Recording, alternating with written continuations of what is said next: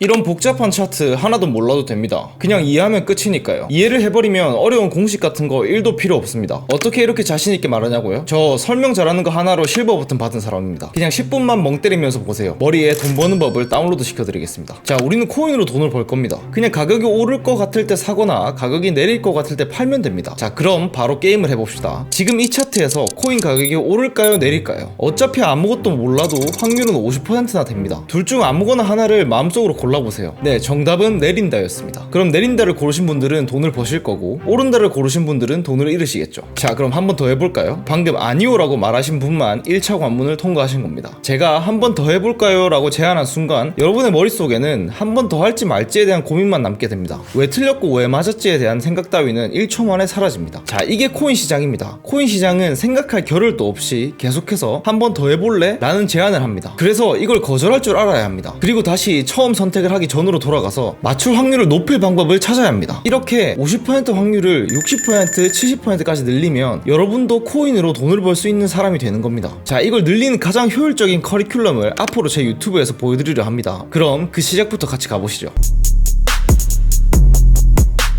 자, 다시 처음 차트로 가보겠습니다. 어떻게 하면 맞출 확률을 높일 수 있었을까요? 우리가 보는 차트는 수많은 점들이 모여서 만들어진 그림입니다. 그리고 그 점은 모두 한 명 한 명의 사람입니다. 각각의 점은 어떤 사람이 매매를 했던 기록이지만 그냥 이해하기 쉽게 한 명의 사람이라고 생각하세요. 그럼 여기서 롱을 잡은 사람은 지금 어떤 심정일까요? 가격이 더 오를 줄 알고 샀는데 내려버려서 죽을 맛이겠죠. 그리고 이렇게 생각할 겁니다. 아, 다시 이 가격까지만 오면 바로 팔고 탈출해야지. 그러면 가격이 이 부분에 도달했을 때 사람들은 코인을 팔 겁니다. 그렇게 파는 코인의 양이 많아지면 가격은 내려가겠죠. 그러니까 이 부분까지 상승했다가도 다시 가격은 내려가게 되는 겁니다. 이런 구간이 저항 구간입니다. 올라가다가 더 이상 못 가는 자리. 왜? 거기에 물린 사람들이 있으니까요. 이거 다시 올라오면 무조건 손절치고 나간다 는 사람들이 대기 중입니다. 그래서 올라와도 힘을 못 쓰고 가격은 다시 내려가는 거예요. 그럼 더 이상 못 올라가는 저항 구간이 있으면 반대로 더 이상 못 내려가는 지지 구간도 있겠죠. 지지 구간이 생기는 원리는 정확하게 반대로 생각하면 됩니다. 야, 이건 고점이야 하고 숏을 잡았는데 그대로 올라 버렸습니다. 이 사람들은 어떻게 됐을까요? 물렸겠죠. 가격이 다시 내려오면 이 사람들은 뭘 할까요? 아, 다행이다, 본절이다 하면서 던집니다. 그러면 자연스럽게 수요가 생기고 가격이 반등합니다. 그러니까 지지와 저항 구간은 과거에 잘못 들어간 사람들이 포지션을 정리하면서 생기는 반작용의 구간인 겁니다. 이렇게 이해를 하고 차트를 보게 되면 조금이라도 방향을 맞출 확률이 높아지겠죠. 자, 이게 사람들이 지지선을 긋는다, 저항선을 긋는다 하는 얘기입니다. 그런데 많은 분들이 이 지지와 저항을 선으로 긋습니다. 그건 잘못됐다고 저는 자신있게 말할 수 있는데요. 왜냐면 사람은 단 한 지점에서만 포지션을 정리하지 않아요. 그러니까 그 감정의 범위만큼 그 가격에도 범위가 생긴다는 겁니다. 딱 그 지점이 와야 사람들이 포지션을 정리하고 탈출하는 게 아니라 그 어느 정도 구간에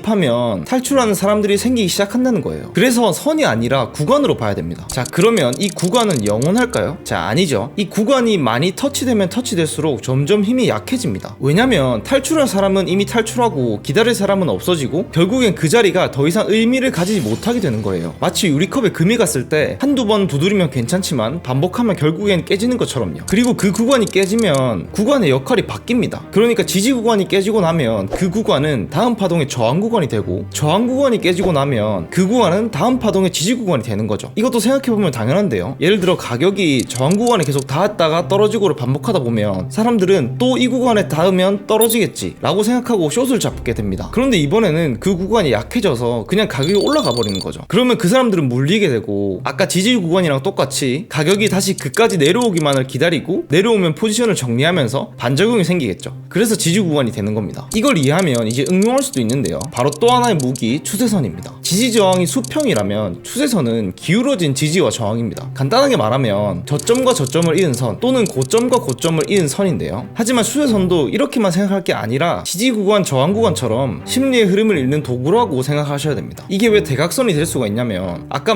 말씀드렸다시피 사람들이 딱 한 지점에서 탈출하는 게 아니라고 말씀드렸었죠. 물론 본절까지 기다리고 나서 탈출하는 사람도 있겠지만 본절이 다가오면 그냥 손절을 하더라도 기다리기 힘들어서 탈출하는 사람들이 생길 수밖에 없어요. 그러면 이 구간에서는 사람들이 어느 정도 오면 탈출하는지에 대한 임의의 지점들이 생기게 돼요. 그러니까 이 구간에서 사람들이 이 정도 왔을 때 탈출을 해서 다시 반등이 왔으니까 다음 구간에서도 비슷하게 이 각도대로 반등이 오겠구나 라고 추정해 볼 수 있는 거죠. 물론 추세선은 편의상 선으로 긋지만 이것도 당연히 구간으로 인식하셔야 되는 게 맞고요. 아무래도 임의의 각도를 유추한 선이다 보니 지지 구간, 저항 구간보다는 정확도가 떨어지고요. 그리고 똑같이 추세선도 많이 터치가 되면 뚫립니다. 이거는 너무나 당연한 이야기 이야기인데요. 시장에서 같은 자극이 반복되면 사람들은 그거에 적응하게 돼요. 그래서 첫 번째 터치에서는 좋다고 포지션을 정리하고, 두 번째 터치에서는 좀 버티다가 정리하고, 세 번째 터치에서는 이번엔 안 속는다고 하면서 남게 됩니다. 그리고 그런 사람들이 많아지면 이제 시장은 반대로 움직이게 되고 추세선은 뚫리게 되는 거죠. 자, 그러면 이 지지 저항과 추세선을 적용하는 방법을 보여드리겠습니다. 추세선과 지지 저항 구간이 겹칠 때를 타점으로 잡고 들어가면 승률이 높아지는데요. 우선 이 추세선을 그을 때는 캔들의 몸통과 몸통을 이어서 그을 수도 있고요, 또는 캔들의 꼬리와 꼬리를 이어서 그을 수도 있습니다. 이건 사람마다 조금 다르긴 한데요, 저는 꼬리끼리 이어서 추세선을 긋는 편이에요. 자, 그럼 이 차트에서 꼬리 부분으로 추세선을 한번 그어보면 이런 식의 추세선이 나오게 되겠죠. 그리고 이 포인트에 지지 구간이 걸려있죠. 그럼 이 지지 구간에 들어오면서 추세선에 닿는다면 반등할 확률이 높아지게 되겠죠. 이런 자리에서는 확신이 있다면 손절 라인을 길게 잡고 들어가시면 되고요, 뭐 애매한데 한번 해보고 싶다면 손절 라인을 짧게 잡고 들어가 보시면 됩니다. 그리고 이 추세선이 깨졌을 때를 중점적으로 보면 좋은데요, 이건 두 가지 경우가 있습니다. 진짜 추세선이 깨진 진짜 돌파이거나, 아니면 깨지는 척 했다가 다시 추세선 안으로 들어오는 가짜 돌파이거나요. 이걸 구별할 수 있는 첫 번째는 얼마나 큰 캔들로 이 추세선을 뚫었냐는 거예요. 작은 캔들로 깨짝깨짝 추세선을 돌파하는 건 사실상 돌파라고 볼 수가 없습니다. 하지만 큰 캔들로 돌파를 했다고 해도 다시 안으로 들어오는 경우도 많거든요. 그래서 하나 더 봐야 할 게, 큰 캔들로 돌파를 한 다음에 좀 더 기다려서 바로 직전 지지 구간이나 저항 구간을 뚫는지도 볼 필요가 있어요. 그리고 그걸 뚫는 걸 확인하고 그때 타점을 잡아봐도 늦지 않습니다. 그리고 만약에 바로 직전 지지나 저항 구간을 뚫지 못해서 가짜 돌파로 보인다면 다시 추세선 안쪽으로 들어올 때 타점을 잡아볼 수도 있고요. 이렇게 지지 저항과 추세선을 써서 타점 잡는 법들을 보여드려 봤는데요, 사실 여기서 거래량, 이동평균선, 다이버전스 같은 다른 보조지표들과 겹쳐서 보면 훨씬 더 정확도가 올라갑니다. 그래서 이런 것들은 앞으로 영상에서 하나하나 알려드리겠습니다. 그리고 마지막으로 드리고 싶은 얘기는, 코인 투자에서 승부를 결정짓는 건 이런 매매법이 아닙니다. 오히려 매매법은 보조적인 역할을 하는 거고, 가장 중요한 건 어떤 원칙을 세우고 매매하느냐입니다. 이 원칙이 제대로 안 잡혀 있으면 아무리 차트를 잘 이해하고 응용을 해도 의미가 없어요. 그래서 제가 어떤 마음가짐과 원칙으로 코인 시장에 들어가야 하는지 다 정리해서 영상으로 만들어 놨습니다. 그게 지금 화면에 나오는 영상인데요, 장담하는데 이 영상까지 시청하시면 누구보다 강력한 기본기를 가지고 코인을 시작할 수 있게 되실 겁니다. 그럼 다음 영상에서 뵙겠습니다. 박본질이었습니다. 감사합니다.